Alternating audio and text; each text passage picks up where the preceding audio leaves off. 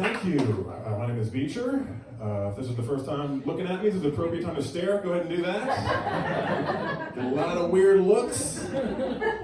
It's so funny because I grew up in Connecticut. And in Connecticut, I get weird looks all over the country, but in Connecticut, it's a very specific weird look.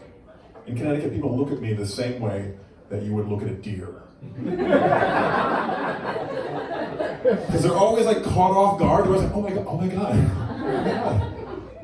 Shh, get the fuck over here. Shh.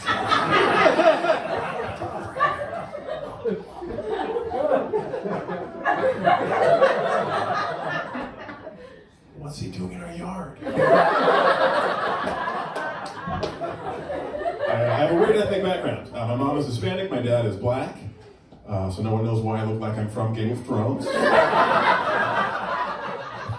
This is not a joke. I was walking down the street in Brooklyn. I had my noise-canceling headphones in.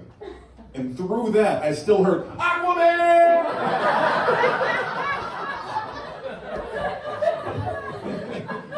I had a great pandemic. Did anyone else have a really good pandemic? I feel bad saying that. I know that. Yeah, I feel bad, you know? I had enemies die, I made money. I had a fantastic pandemic.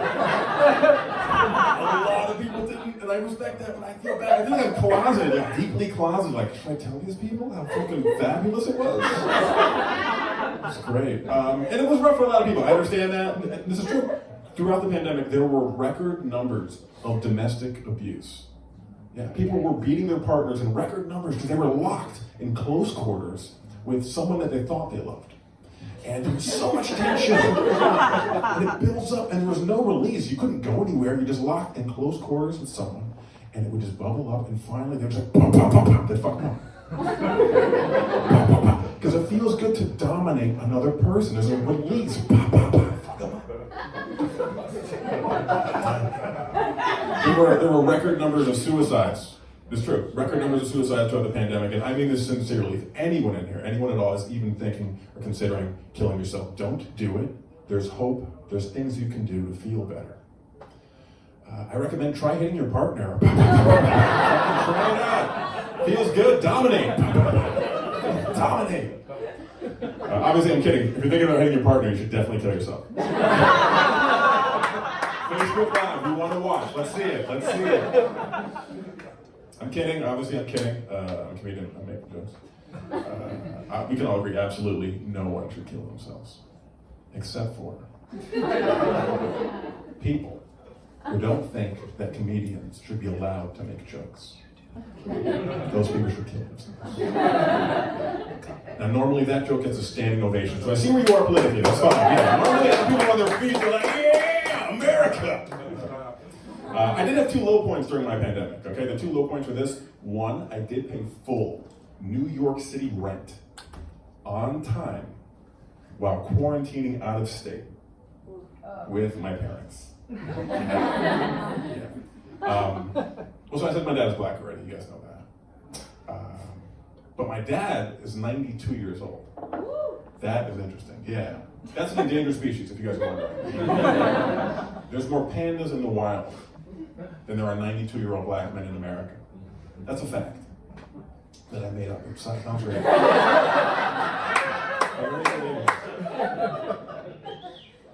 And for historical context, my dad was born in 1929.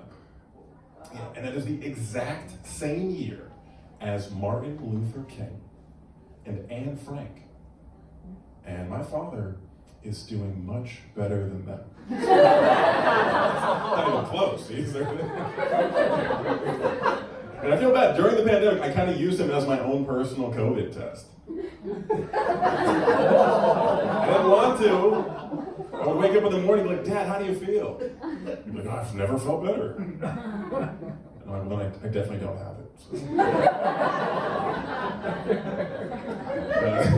The other low point of the pandemic for me is that I'm going through a breakup. And we were together for 10 years. Yeah. We've been broken up for 15. 15 months, and it's still fresh. It's still fresh. It's weird, like we broke up, and it's a long time to be with someone, and I was trying to figure out like, what could I have done to make the relationship work. When you're with somebody that long and you break up, you kind of do a lot of introspection. And I did a lot of that introspection. I reflected, and guys, I was perfect the whole time. All her fault. All her fault. But I've noticed the pattern. I did notice the pattern. I've had my heart broken exactly 3 times, and each time it was by an Irish girl. Yeah, yeah. Any Irish folks here tonight? A couple people. Yeah, that's correct. Wooing is the problem. If you don't know, the Irish are wooing people. When you ask who's Irish, it's like, woo! You know, rarely do the Irish clap, and I figured it out. The Irish don't clap because you can't clap when you have a drink in your hand. Yeah. Woo! Sláinte! Yeah. And that's why, I'm not going to pick on you specifically for being Irish, okay? Because I'm picking on all of the Irish. This is a hate speech. The Irish are known as the fighting Irish, because you guys are fucking violent. Fighting Irish, the bare knuckle boxers. If you don't know, historically the Irish have been oppressed by the English. They're very hardworking, proud people. They've overcome a lot of obstacles. But we can be honest, you know you're poor when you have to fight with your bare hands, right? Like that's bottom of the barrel. You know, like even the Palestinians can afford rocks.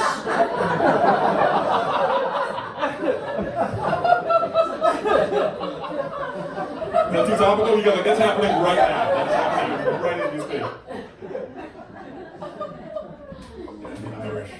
We got in a lot of fights. One of the big fights we got into was because she kept using my toothbrush.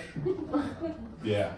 And here's the thing. I honestly wouldn't mind her using my toothbrush if I couldn't tell. I wouldn't even think about it. None of you would. No one would think about it if you couldn't tell. But she would put it back in a different spot, and then she would put a ton of toothpaste on the brush. Wouldn't get it all off the brush. Yeah. So it would leave a visible crust around the base of the brush. Yeah. I could see it from down the hallway. Oh, she did it. First time it happened, I was like, that's really cute. Please stop using my toothbrush. Reasonable, right? She's like, oh my God, I was running late for work. Won't happen again. But it did. Happened again, and again, and again, and again. And I was like, you know what? I'm going to be mature. I'm going to address this head on, the most adult way that I can. Sat her down. I was like, babe, this is becoming a serious issue. It's bothering me. It's putting a strain on our relationship. I want you to stop using my toothbrush. Seems reasonable, right? She's fucking Irish. Loses her mind, screaming and yelling. She's like, I can't use your toothbrush. I can't use your toothbrush. I can put your dick in my mouth, but I can't use your toothbrush. And I see her point.